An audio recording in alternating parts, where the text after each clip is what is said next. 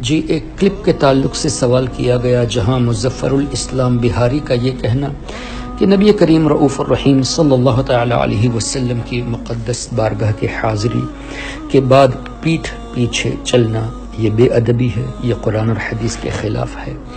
نہ ابو بکر نے کیا، نہ عمر نے، نہ عثمان نے، نہ علی نے، نہ امام ابو حنیفہ نے، نہ امام شافعی وغیرہ وغیرہ۔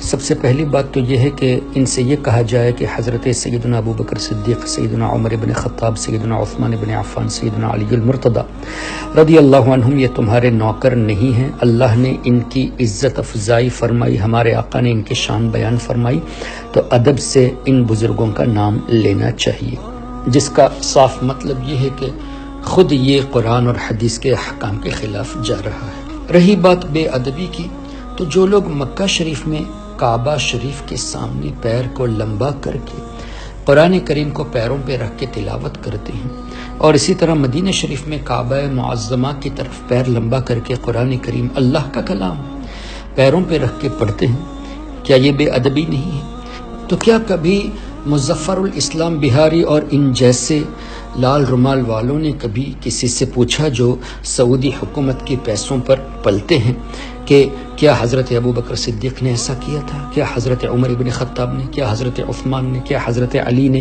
کیا دیگر صحابہ کرام نے؟ یا امام اعظم، امام شافعی، امام مالک، امام احمد بن حنبل رضی اللہ عنہم اجمعین نے ایسا کیا تھا؟ وہ سوال تو نہیں کرتے، یعنی یہ چاہتے ہی یہی ہے کہ بے ادبی اظہار ہو، بے ادبی کا اظہار ہو، اور جہاں ادب کا اظہار ہوتا ہے جو قرآن اور حدیث کی روشنی میں ثابت ہے اس کو روکنے کے لیے آتے ہیں اور اس پر دلائل مانگتے ہیں۔ تو ٹھیک ہے، ہم دلائل دیتے ہیں، لیکن اس سے پہلے ہمارا یہ سوال ہے مظفر الاسلام بہاری سے کہ اس نے یہ کہا کہ سب سے پہلے پیٹھ کرنے والے ابو بکر، عمر، عثمان و علی ہے حضور علیہ الصلوۃ والسلام کو۔ اب آپ جو ہے سنو بزرگوں جب دربار میں داخل ہو، میری بات، دربار پہ جاتے ہو تو پیٹ دکھاتے ہو، بھائی دربار پہ جاتے ہو، مجھے یہ بتاؤ سب سے پہلے پیٹ کس نے مجھے ابو بکر، عمر، عثمان، علی نے۔ ہاں نہیں، ابو بکر، عمر، عثمان، علی نے پیٹ دکھایا۔ تو دکھائیے کون سی حدیث میں ہے کہ ان بزرگوں نے حضور علیہ الصلوۃ والسلام کے سامنے ان کی جلوہ گری جب تھی تو پیٹھ کر کے گئے ہو؟ پہلے یہ حدیث دکھا دے، پھر ہم آپ کی بات کو لیتے ہیں۔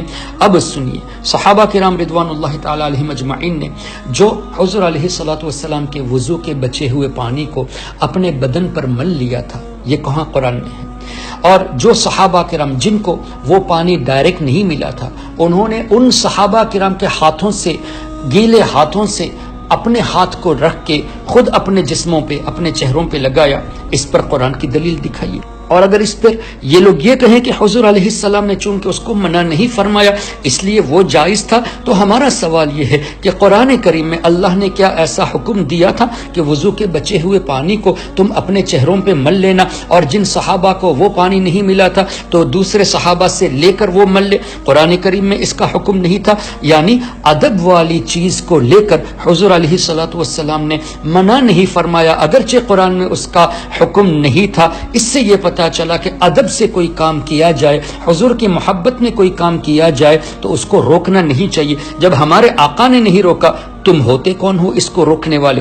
پھر جب صحابہ کرام رضوان اللہ علیہم اجمعین نے ہمارے آقا صلی اللہ علیہ وسلم کے حکم سے سیدنا صدیق اکبر رضی اللہ تعالیٰ عنہ کے پیچھے نماز پڑھی، جیسا کہ بخاری شریف میں ہے کہ حضور علیہ الصلوۃ والسلام سیدہ عائشہ صدیقہ رضی اللہ تعالیٰ عنہ کے حجرہ مبارک سے پردے کو جب ہٹایا، حضور علیہ الصلوۃ والسلام کے چہرے مبارک کی روشنی سے مسجد منور ہو گئی تھی، اور صحابہ کرام انکلوڈنگ سیدنا صدیق اکبر رضی اللہ تعالیٰ عنہ جو کہ امام تھے، حضور علیہ الصلوۃ والسلام کی طرف اپنا چہرہ کیا، اور حضور علیہ الصلوۃ والسلام نے اشارہ فرمایا نماز کو جاری رکھنے کے لیے۔ اب سوال یہ ہے کہ حضور نے یہ کیوں نہیں فرمایا کہ اے صحابہ کرام، اللہ کی بارگاہ میں کھڑے ہو، اللہ کے لیے نماز پڑھتے ہو اور میری طرف چہرے کو کرتے ہو، نماز تمہاری ٹوٹ گئی؟ نہیں، چونکہ حضور علیہ الصلوۃ والسلام کے تعلق سے یہ ادب تھا اور حضور کی طرف دیکھا تھا، اس لیے اس کو بے ادبی میں شمار نہیں کیا گیا، بلکہ نماز کو جاری رکھنے کا حکم دیا گیا۔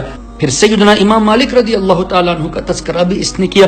تو کیا امام مالک رضی اللہ تعالیٰ عنہ کا یہ واقعہ نہیں سنا کہ سیدنا امام مالک رضی اللہ تعالیٰ عنہ مدینہ شریف میں بغیر چپل کے جاتے تھے؟ کیا قرآن سے کسی نے دلیل مانگی ان سے؟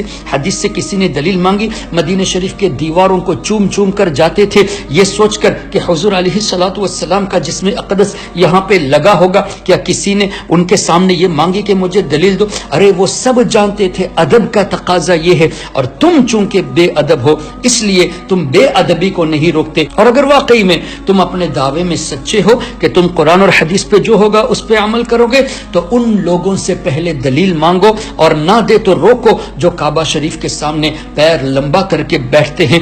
اور آخر میں ہمارا دوبارہ یہ مطالبہ تم سے رہے گا کہ جو تم نے یہ کہا کہ ابو بکر، عمر، عثمان، علی نے سب سے پہلے حضور علیہ الصلوۃ والسلام کی طرف پیٹھ کی تھی، اس پر دلیل دو. جب تک دلیل نہیں دو گے ہمارا ہر سنی انشاءاللہ تم سے یہ سوال کرتا رہے گا. سب سے پہلے پیچ کس نے اب آپ جو ہے سنو بزرگوں سب سے پہلے پیچ کس نے جب دربار میں جاتے ہو، سب سے پہلے سنو میری بات، دربار پہ جاتے ہو تو پیٹ دکھاتے ہو. آپ پیٹ دکھانے کے ساتھ بھائی دربار پہ جاتے ہو، آپ مجھے یہ بتاؤ سب سے پہلے پیچ کس نے مجھے دکھائی؟ ابو بکر، عمر، عثمان، علی نے. نہیں سب ہاں سے نہیں نہیں نہیں نہیں ابو بکر، عمر، عثمان، علی نے پیٹ دکھایا. اہل حق کا ترجمہ ہے ایکسپوز،